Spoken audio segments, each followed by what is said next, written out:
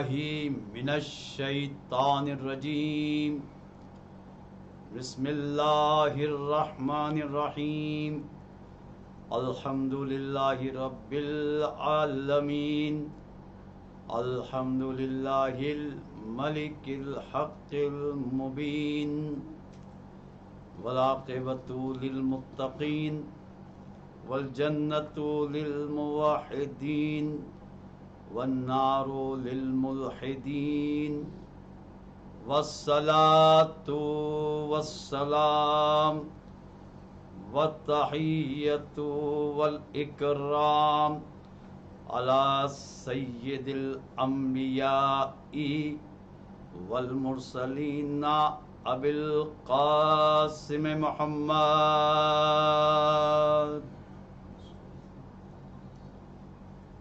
اللہم صلی علی محمد وآلہ الطیبین الطاہرین المعصومین المظلومین ولعنۃ اللہ علی اعدائہم اجمعین اما بعد فقد قال اللہ تبارک و تعالی فی محکم کتابہ المجید وفرقانہ الحمید وقولہ الحق وہو اصدق الصادقین بسم اللہ الرحمن الرحیم یا ایتھا النفس المطمئنہ ارجعی الی ربک راضیۃ مرضیہ فادخلی فی عبادی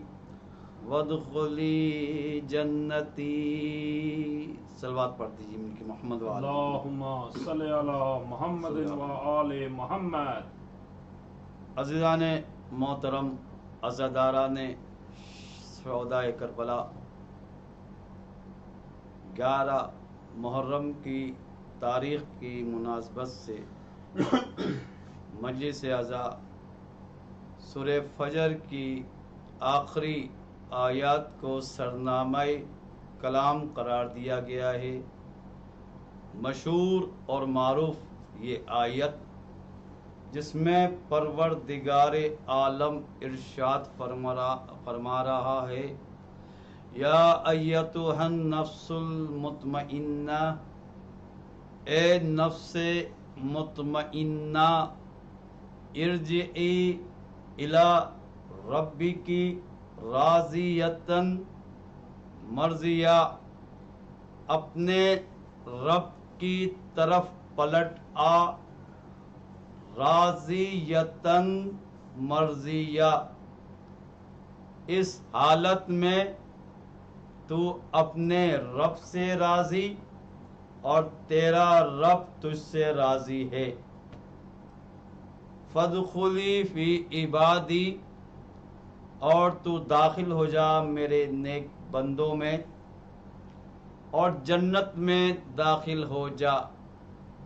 عزیزان محترم، یہ ترجمہ آیت کا آپ حضرات کی خدمت میں پیش کیا، جس میں ایک بات ہمیں سمجھ میں آئی کہ اس میں ارشاد ہو رہا ہے ایسی نفس جو مطمئنہ ہے، جو کبھی متزلزل نہیں ہو سکتی، ایسے حالات، ایسی مصیبتوں میں صبر کرنے والی یہ نفس. اور عجیب لفظ استعمال ہوا عربی زبان کا، یہ لفظ ارجعی الی ربک. ارجعی کا مطلب کیا ہے؟ یعنی کوئی جب جاتا ہے گھر سے باہر، اب جب واپس آتا ہے تو اسے کہا جاتا ہے یہ پلٹ کر آ گیا. غور فرمائیے عزیزان محترم، پلٹ کر آنے کا مطلب کیا ہے؟ گھر میں تھا، گھر کے باہر گیا، واپس آ گیا. اب ایسا نفس کون ہے جس کے بارے میں کہا جا رہا ہے کہ تو اپنے گھر کی طرف واپس پلٹ کر آ جا، جنت میں آ جا.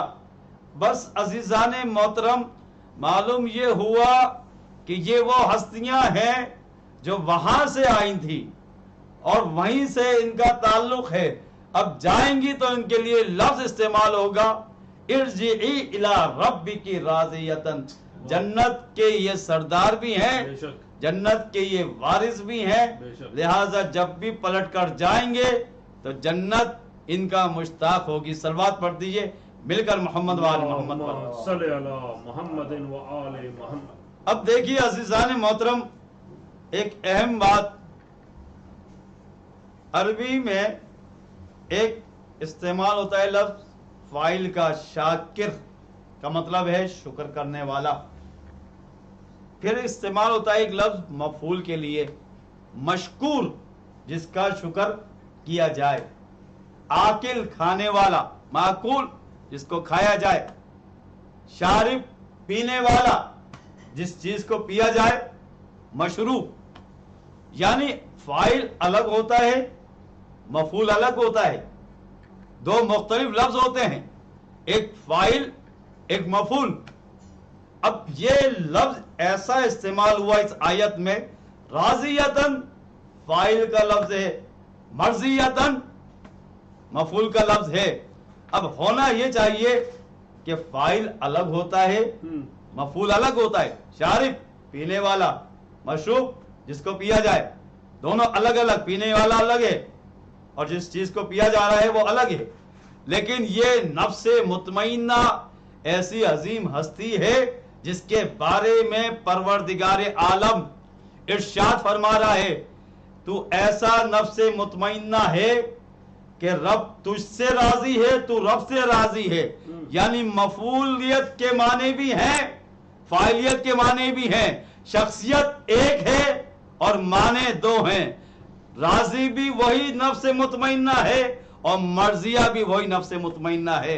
ایسی ہستی سوائے معصوم کے کوئی اور نہیں ہو سکتا۔ بے شک یہ معصوم کی فضیلت ہے عزیزان محترم، نفس مطمئنہ۔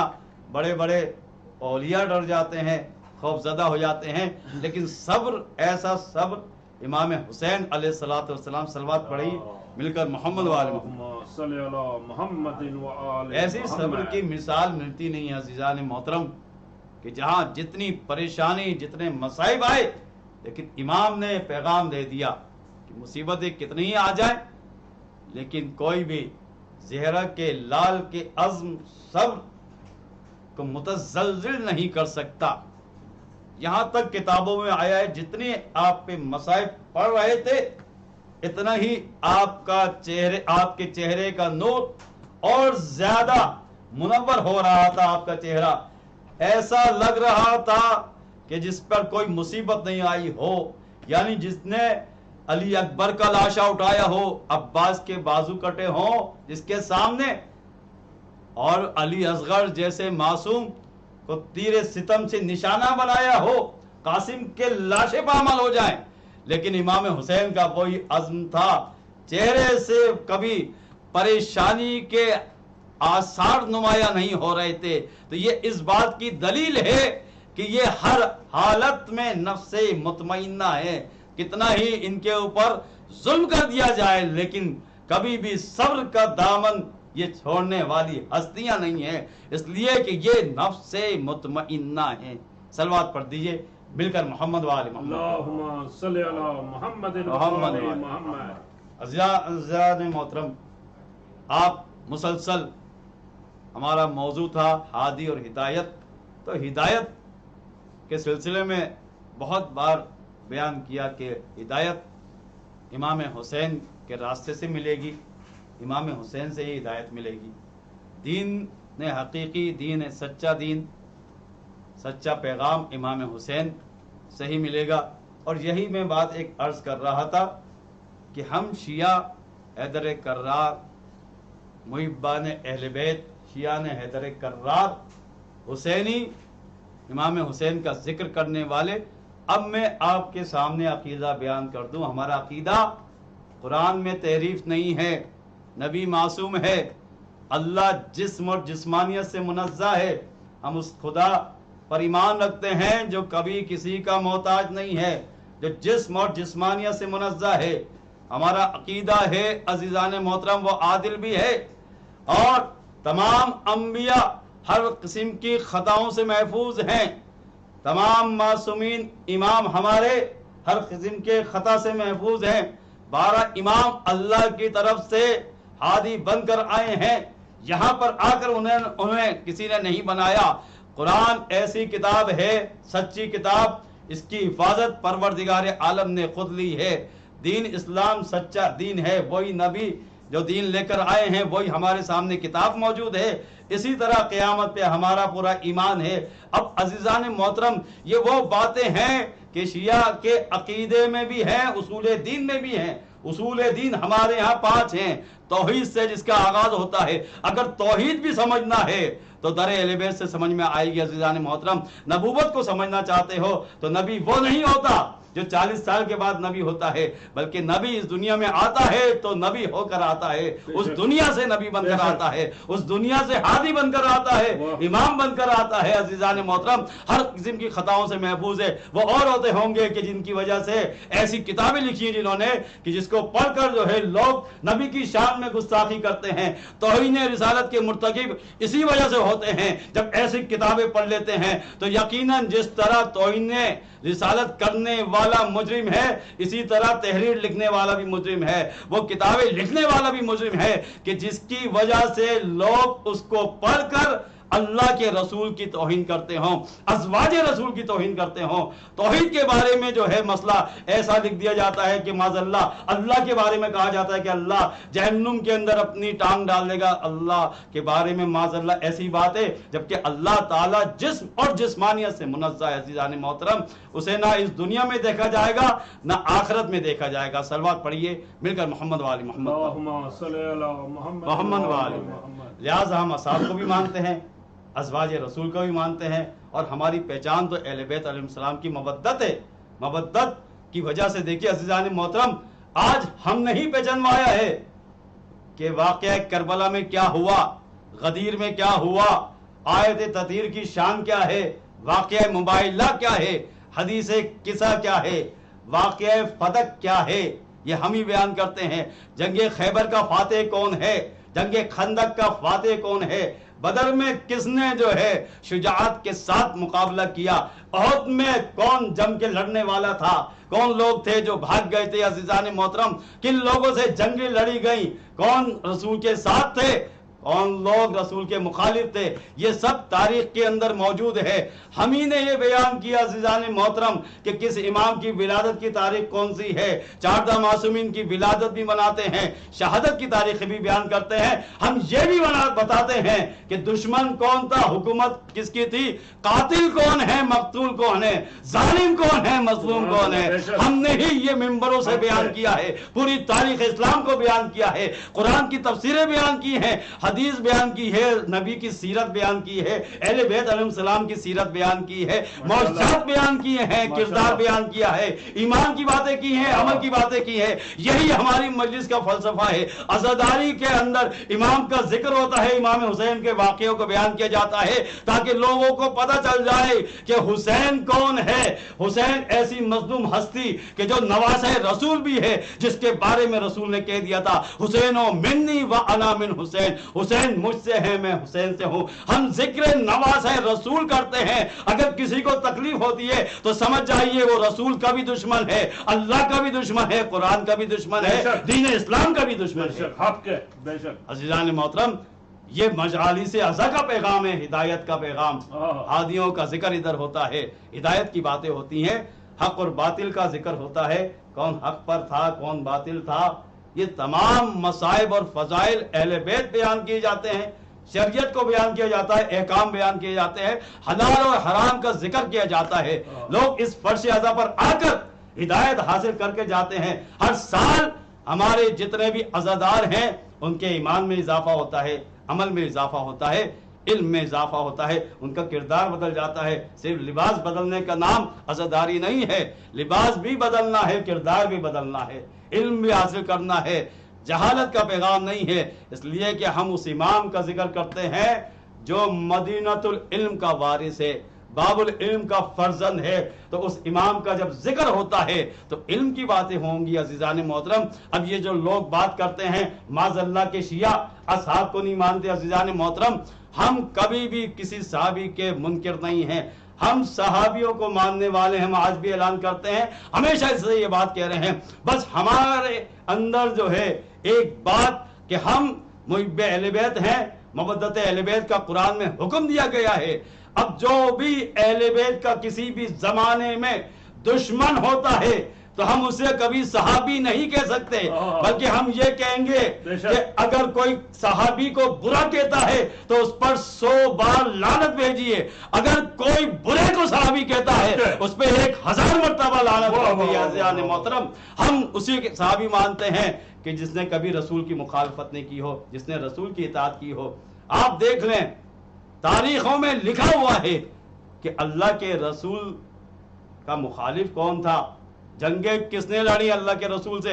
जंगे बदर किसने लड़ी अल्लाह के रसूल से? मुशरिकों का सरदार कौन था? काफिरों का सरदार कौन था? जंगे ओहद किसने लड़ी? यानी फतेह मक्का से पहले जितनी भी जंगें लड़ी गई, खुसूसन मुशरिकीन से, काफिरों से, उनका सरदार कौन था काफिरों का? ये बात भी वाज़ेह होना चाहिए। तो हम उसके बारे में कहते हैं कि अगर कोई इस्लाम नहीं लाता, अल्लाह के रसूल का दुश्मन है, नवासे रसूल का दुश्मन है, तो वो कभी सहाबी नहीं हो सकता। हम कभी बुरे को सहाबी नहीं कहते। अज़ीज़ान मोहतरम, सहाबी हम उसे कहते हैं जो रसूल का पैरोकार होता है, अल्लाह की इताअत करने वाला, रसूल की इताअत करने वाला, उलिल अम्र की इताअत करने वाला, और अहले बैत का गुलाम, अहले बैत से मोहब्बत करने वाला, आखिरी सांस तक दीन हक पर कायम रहने वाला। अगर कोई माज़अल्लाह अहले बैत को गालियां देता है, खुद तमाम किताबों में, सुन्नी किताबों में, सही बुखारी में हदीस मौजूद है, मन सब्बा अलियन फकत सब्बानी। अल्लाह के रसूल ने फरमाया कि अगर किसी ने अली को बुरा कहा, अली को गाली दी, उसने मुझे गाली दी। अब तलाश करो कि किसने अली को बुरा कहा, तो हम भी उसे बुरा कहेंगे कि जिसने अली से दुश्मनी की। जो अहले बैत का दुश्मन है वो कभी हमारा दोस्त नहीं हो सकता। अहले बैत का दुश्मन कभी हमारा दोस्त नहीं हो सकता। उसे कोई कितना ही बड़ा सहाबी कहते रहे। अज़ीज़ान मोहतरम, अगर किसी ने हज़रत हमजा जैसी हस्ती का, जो उस वक्त के सैयद शुहदा थे, उनका अगर जिगर चबाने की किसी ने कोशिश की है तो हम उसको सहाबिया नहीं कह सकते। अगर किसी ने नबी से जंगें लड़ी हैं, हम उसे सहाबी नहीं कह सकते। अगर किसी ने अली की मुखालफत की, अली से जंगे की, अली को बुरा कहा, मिंबरों पे जाकर माज़अल्लाह मौला अली को बुरा कहा गया, तो हम उन्हें सहाबी नहीं मानते। अज़ीज़ान मोहतरम, सहाबी वही होता है जिसने रसूल की ज़ियारत भी की हो, इताअत भी की हो, और जिसके दिल में अहले बैत की मोहब्बत हो। बेशक मोहब्बत अहले बैत पहचान है अज़ीज़ान मोहतरम, मुनाफिक की और मोमिन की पहचान मोहब्बत अहले बैत है। बस ये जिक्र करबला भी यही है, हमारा मसलक भी यही है जो मैंने बयान कर दिया।